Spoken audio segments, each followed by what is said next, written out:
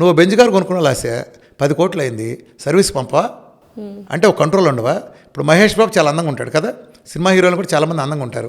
మహేష్ బాబు ఎందుకు అందంగా ఉన్నాడు? నీకు నాకులాగా లోగలో రోడ్ల పక్కల గడ్డి తిండు, బిర్యానీలు బేకడు, పైగా 3-4 గంటలు పొద్దున్న లేవగానే ఎక్సర్సైజ్ చేస్తాడు ఆయన. అందుకని అంత అందంగా ఉంటాడు. మెయింటైన్ చేసుకున్న దోలు తీరిపోద్ది అన్నాడు ఏంటో. ఆ దోలు తీరేటట్టు నిరంతరం మెయింటెనెన్స్ ఉన్నాడికే ఉంటుంది. అయినా నువ్వు కష్టపడకుండా ఫలితం అనుభవించేద్దాం అనుకుంటావా? అంటే ఒక 2 నెలలు రైడ్ చేసేస్తే చచ్చిపోయే వరకు పందిలాగా ఎట్టదన్నా తిరిగి రాకూడదా? సచిన్ టెండూల్కర్ కొట్టిన సెంచరీల గురించి మాట్లాడతావా? సచిన్ టెండూల్కర్ కొట్టిన డకౌట్ల గురించి అతను గొప్పతనం మాట్లాడతావా? సెంచరీల గురించి చైతన్య కాలేజీ తెచ్చిపెట్టిన 1 ర్యాంకుల గురించి మాట్లాడతావా? లేకపోతే 0 తప్పినట్టు గురించి మాట్లాడతావా? ఒక విజయాన్ని కొలిచేది అది. నేను ఒక 100 కిలోలని 150 కిలోని తగ్గించగలుగుతున్నా. ఆ తర్వాత విచ్చలవిడిగా తిననాడు బాగుపడతాడు. విచ్చలవిడుకున్నాడు. ఒక స్కూల్లో మన పిల్లలు ఇద్దరు, నువ్వు మీ సిస్టరే ఉంటారు. ఫర్ ఎగ్జాంపుల్ నీతో ఎంతమంది క్లాస్మేట్స్ ఉన్నారమ్మ 10th చదివిన వాళ్ళు, అందరూ నీలాగా డాక్టర్లు అయ్యారా?